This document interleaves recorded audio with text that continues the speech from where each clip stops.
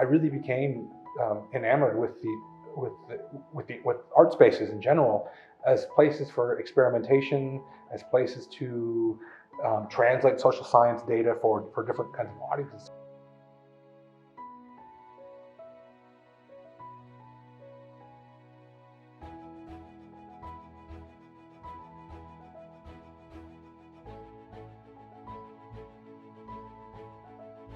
Hostile Terrain 94 is this thing that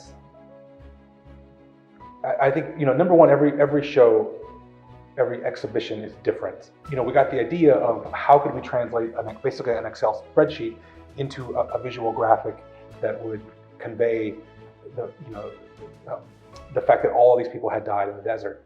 And so we just started thinking, okay, well, what if we made a kit, we made a map, we gave people instructions, and then they built this thing themselves.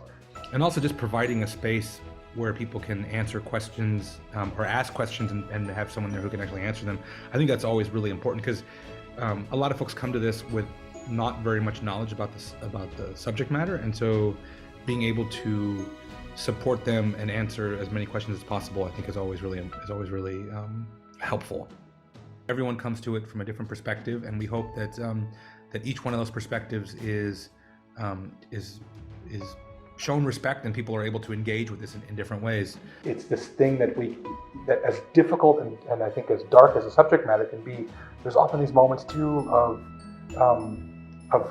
positivity and joy and people being inspired by these things. It's like, okay, things are bad right now, but I want to make them better. I just want to thank people for participating. It's always really humbling to see this exhibition happen in different places, to see people really engaging with it thoughtfully.